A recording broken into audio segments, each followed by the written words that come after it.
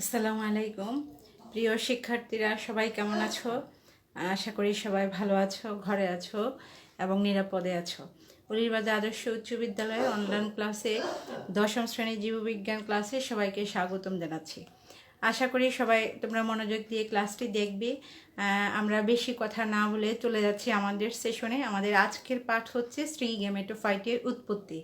আমরা এর আগের ক্লাসে দেখেছি পুংগেমেটোফাইটের উৎপত্তি, কিভাবে পুংগেমেটোফাইটের উৎপত্তি হয়। তোমাদের নিশ্চয়ই মনে আছে যে পূর্ণ পরাগথলিতে থাকা অবস্থায় পরাগরেণুর অঙ্কুরোদ্গম কীভাবে শুরু হয়, কয়টা কোষের সৃষ্টি হয়েছিল। বড় কোষ থেকে আমরা একটু রিভিউ যাই, নালী কোষ, ছোটো কোষটিকে জেনারেটিভ কোষ বলে। এভাবে পরাগথলিতে পরাগরেণুতে বা পরাগ নালীতে সংগঠিত হয় জেনারেটিভ কোষ এবং পুংগেমেটোফাইটের উৎপত্তি শুরু হয়। তারই সেশন ধরে আমরা আজকে শিখব স্ট্রিগেমেটোফাইটের উৎপত্তি। আমি ছবিটা বোর্ডে এঁকে দিয়েছি, তোমরা চাইলে তোমাদের বইয়েও আছে।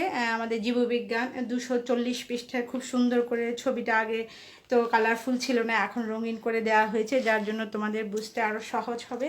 তোমরা বইয়ের সাথেও মিলাই নিতে পারো এবং এই যে চিত্রটা এখানে বোর্ডে আঁকা হয়েছে সেটাও তোমরা স্ক্রিনশট দিয়ে রেখে দিতে পারো এবং এটা অবশ্যই বারবার প্র্যাকটিস করবে, কারণ এটা তোমার সৃজনশীল প্রশ্নে আসলেও সেখানে আঁকতে হবে, অথবা সৃজনশীল প্রশ্নের জন্য তোমার এই ধাপগুলো, স্ট্রিগেমেটোফাইটের ধাপগুলো তোমাকে জানতে হবে। তা না হলে তুমি বুঝতে পারবে না এটা কি পুংগেমেটোফাইটের উৎপত্তির বিকাশ চেয়েছে না স্ট্রিগেমেটোফাইটের উৎপত্তির বিকাশ চেয়েছে। সুতরাং অবশ্যই বায়োলজির ক্ষেত্রে যে কোনো চিত্রকে গুরুত্ব দিতে হবে এবং যে কোনো চিত্রকে খুব সুন্দর করে অঙ্কন করতে হবে, লেবেলিং বা শনাক্তকরণ করতে হবে।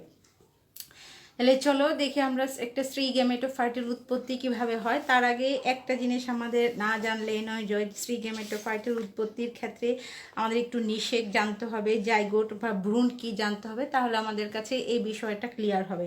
আমরা নিষেক অনেক ক্লাসে দেখেছি, ক্লাস 9-এও দেখেছি, 8-এও ছিল, 7-এও একটু ছিল।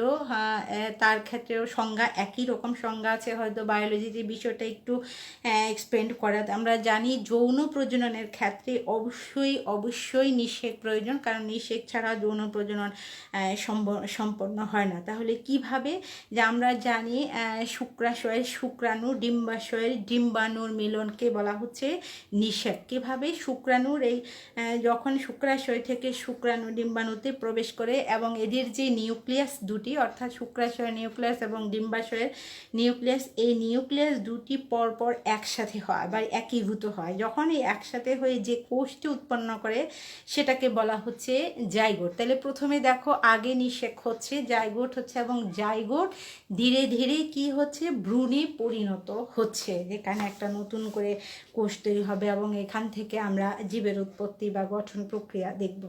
সেই ধারাবাহিকতা বলছি। এখানে চিত্রের মধ্যে প্রথমে দেখো স্ত্রী রেণু মাতৃকোষ আছে এবং এখানে খুব স্পষ্ট একটা নিউক্লিয়াস দেখা যাচ্ছে। তোমাদেরকে আমি ভালো করে দেখাচ্ছি যে স্ত্রী রেণু মাতৃকোষের মধ্যে একটি প্রথমেই বলছি যে যখনই এটা ভ্রূণ তৈরি হবে, জাইগোটটা ভ্রূণে পরিণত হয়, তখন ভ্রূণ পোষক কলায় ডিম্বকরন্ধ্রের কাছাকাছি একটা কোষ দেখো আকারে বড় থাকে। তাহলে স্ত্রী রেণু মাতৃকোষেরই যখন ভ্রূণ পোষক কলায় পৌঁছবে তখন ডিম্বকরন্ধ্রের কাছাকাছি একটা কোষ থাকবে, সেই কোষটা দেখো আকারে একদম, এই চিত্রটা আরও ভালো আছে যে দেখো এই কোষটা আকারে, এটা একটা ভ্রূণ পোষক কলা, এটা ভ্রূণ পোষক কলার ভিতরে আছে ডিম্বক, এই ডিম্বকরন্ধ্র অর্থাৎ এই অংশটাকে বলা হচ্ছে ডিম্বকরন্ধ্র।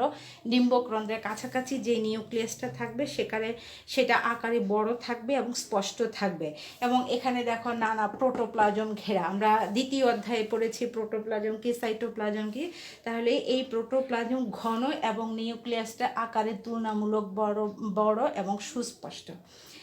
এখন বলছি এই কোষটা এবার বিভাজিত হবে। এখানে দেখো একটা কোষ আছে, এই একটা কোষ বিভাজিত হয়ে 4টি কোষে পরিণত হবে। তাহলে আমরা এবার চলে যেতে হবে তৃতীয় অধ্যায়ে, অর্থাৎ কি জানি চ্যাপ্টারের নাম, বিভাজন। তাহলে বিভাজনে আমরা দেখেছি যে 3 ধরনের বিভাজন, তার মধ্যে মিশ্রিত বিভাজনের ক্ষেত্রে হচ্ছে একটা কোষ থেকে 4টি কোষের সৃষ্টি হয় এবং 4টি হ্যাপ্লয়েড। এখানে দেখো 1 2 3 4, অর্থাৎ এই মাতৃকোষটি বিভাজিত হয়ে 4টি রেণু মাতৃকোষ উৎপন্ন করেছে। কোন বিভাজন প্রক্রিয়া? মেয়োসিস বিভাজন প্রক্রিয়া।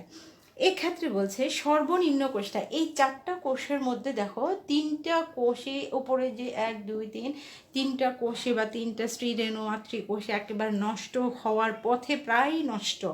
একটা কোষ খুব স্পষ্ট এবং নিউক্লিয়াসে এখানে খুবই স্পষ্ট, তাহলে বাকি 3টা কোষ নষ্ট হয়ে যায়, একটি কোষ আকারে বড় থাকে এবং সুস্পষ্ট থাকে, এবং এই কোষটাই মূলত বৃদ্ধি পেয়ে সেটা ধীরে ধীরে কোথায় পরিণত হয়, ভ্রূণথলিতে। আমি একটু দেখি যে একটি কোষ নিউক্লিয়াস ডিম্বপ্রন্থের কাছাকাছি থাকবে ভ্রূণ পোষক কলায়, যেটার কোষ আকারে বড় থাকবে, নিউক্লিয়াস বড় থাকবে, সাইটোপ্লাজম থাকবে, এবং সেটা মিয়োসিস বিভাজন পরিকা পদ্ধতিতে 4টি মাতৃকোষ তৈরি করবে। সেই 4টি মাতৃকোষ থেকে একটা কোষ নষ্ট সুস্পষ্ট থাকবে, বাকি 3টাই নষ্ট হয়ে যাবে, এবং সেটাই ক্রমশ বৃদ্ধি পেয়ে একটা কোষে বৃদ্ধি পেয়ে সেটা ভ্রূণথলিতে পরিণত হয়। এই কোষটি নিউক্লিয়াস হ্যাপ্লয়েড। কেন আমরা তৃতীয় অধ্যায়ে দেখেছি হ্যাপ্লয়েড কি, ডিপ্লয়েড কি। আমরা জানি এক প্রস্থ ক্রোমোজোম বিশিষ্টকে হ্যাপ্লয়েড বলা হয়, দ্বিপ্রস্থ ক্রোমোজোম বিশিষ্ট কোষকে বলা হচ্ছে ডিপ্লয়েড। তাহলে এখানে যেই 4টি কোষই উৎপন্ন হবে সেই 4টি কোষ হচ্ছে হ্যাপ্লয়েড জাতীয় কোষ। এখন বলছে যে এই সর্বনিম্ন কোষটি ছাড়া এই কোষটির নিউক্লিয়াসটি বিভক্ত হয়ে আবার দেখো 2টা নিউক্লিয়াসে পরিণত হলো। আমরা শেষের চিত্রটাতে একটু ভালো করে দেখি যে এই একটা কোষ বিভাজিত হয়ে আবার 2টা কোষের সৃষ্টি করলো, এবং 2টা নিউক্লিয়াস এখানে আছে। এই দুটি আবার নিউক্লিয়াসটি বিভক্ত হয়ে যাচ্ছে, সেটা বিভক্ত হয়ে দেখো এখানে 2টি, এখানে 2টি, তারপরে 2 প্রান্তে ওই 2টা নিউক্লিয়াস বিভাজিত হয়ে আগে ছিল 2টো, এখন হচ্ছে 1 2 3 4। তাহলে এই 2টা নিউক্লিয়াস তাহলে বিভাজিত হয়ে আবার 4টি নিউক্লিয়াসে পরিণত হচ্ছে, এবং এই নিউক্লিয়াসগুলো 2 ভ্রূণথলির 2 মেরুতে অবস্থান করেছে। এটাকে যদি আমরা উত্তর মেরু, এটাকে দক্ষিণ মেরু অথবা ধরি, তাহলে হচ্ছে যে 4টি কোষের 2 প্রান্তে বা ভ্রূণথলির 2 মেরুতে অবস্থান করে। এবার এই 2টা নিউক্লিয়াস আবার বিভাজিত হচ্ছে। দেখো এখানে 2টা ছিল, এখানে এই মেরুতে এসে আবার 2টা থেকে 4টা হলো, এখানে 2টা ছিল, সেই 2টা থেকে আবার 4টি, তাহলে 4টি নিউক্লিয়াস বিভাজিত হয়ে 8টি নিউক্লিয়াসে পরিণত হলো। এই 8টি নিউক্লিয়াস বলছে যখন ধাপে ধাপে এই নিউক্লিয়াসগুলো সাধারণত বিভাজিত হতে থাকে, তখন এই ধাপে এসে দেখো এই 4টা নিউক্লিয়াস 8টা নিউক্লিয়াস থেকে এখান থেকে একটি নিউক্লিয়াস, এখান থেকে একটি নিউক্লিয়াস কেন্দ্রে অর্থাৎ ভ্রূণথলির কেন্দ্রে এসে অবস্থান করেছে, আর উপরে এই প্রান্তে আছে 3টি নিউক্লিয়াস, এখানে আছে হচ্ছে 3টি নিউক্লিয়াস। তাহলে 8টি নিউক্লিয়াস পরবর্তী ধাপে, এই ধাপে এসে মাঝখানে 2টো নিউক্লিয়াস, যেটাকে কেন্দ্রিকা নিউক্লিয়াস আমরা বা গৌণ কেন্দ্রিকও বলতে পারি, এবং 2 প্রান্তে 3টা আরও 6টি নিউক্লিয়াস উৎপন্ন হলো। এবং এক্ষেত্রে যে নিউক্লিয়াস সৃষ্টি হবে সেটা অবশ্যই ডিপ্লয়েড 2n সংখ্যক সৃষ্টি করবে। 2 মেরুর নিউক্লিয়াসগুলো সামান্য সাইটোপ্লাজম সহকারে, এই দেখো প্রত্যেকটাতে সাইটোপ্লাজম আছে, এগুলো হচ্ছে সহকারে কোষের সৃষ্টি করে, এবং ডিম্বক রন্ধ্রের দিকে আমাদের দেখতে পাচ্ছ যে কয়টা কোষ আছে ডিম্বক রন্ধ্রের দিকে, 1 2 3, বিপরীত প্রান্তও আছে 1 2 3।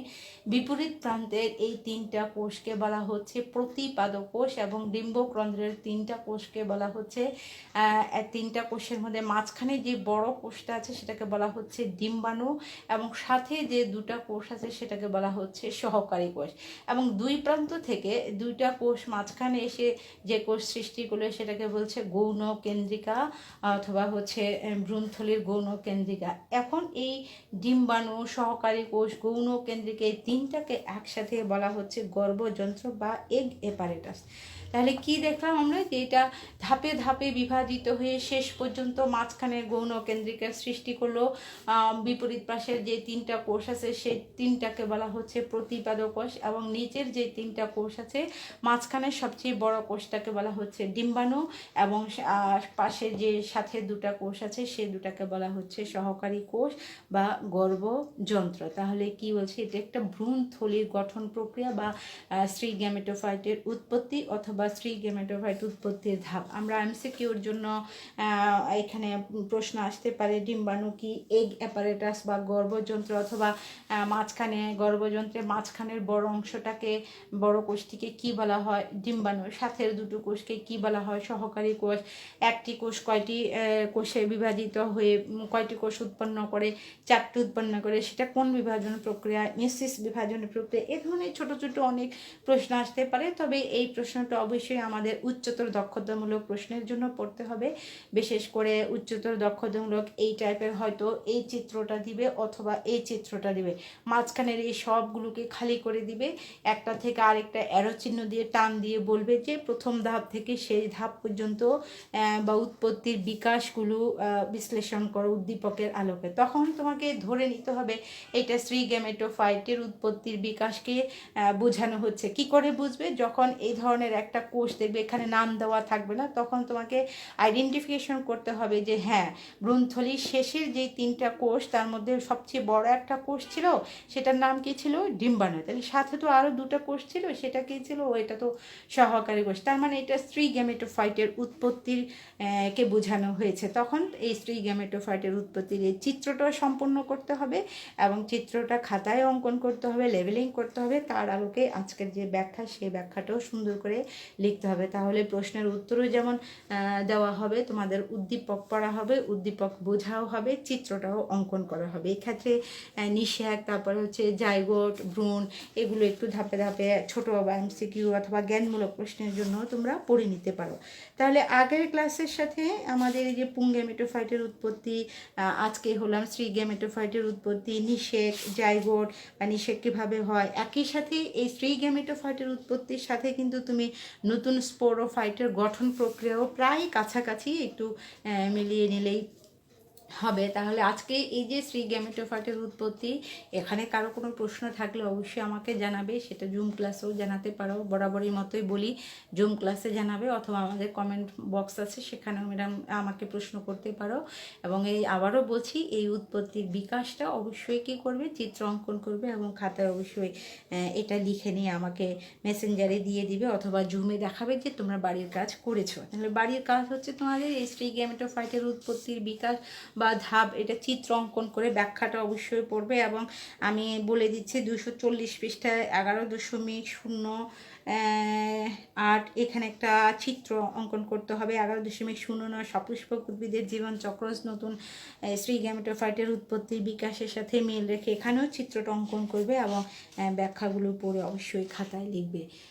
ঠিক আছে, তাহলে বায়োলজির আজকের জীববিজ্ঞান ক্লাসে স্ত্রী গেমেটোফাইটের উৎপত্তি বিকাশ এটা তোমরা খাতায় লিখে নেবে এবং আমাকে জানাবে। কোথাও সমস্যা হলে সেটা স্ক্রিনশট দিয়ে রেখে দিতে পারো। আমার এই ক্লাস ইউটিউবে আছে, সেখান থেকেও দেখতে পারো, স্কুল পেজে আছে, সেখানেও দেখে নিতে পারো। এবং অবশ্যই যেখানে অসুবিধা সেটা অবশ্যই ওভার ফোনে হোক, মেসেঞ্জারে হোক, হোয়াটসঅ্যাপে হোক কিংবা জুম ক্লাস হোক, আমাকে অবশ্যই জানাবে। সবাই ভালো থেকো। আগামী ক্লাসের আমন্ত্রণ জানিয়ে শেষ করছি আজকে। আল্লাহ হাফেজ।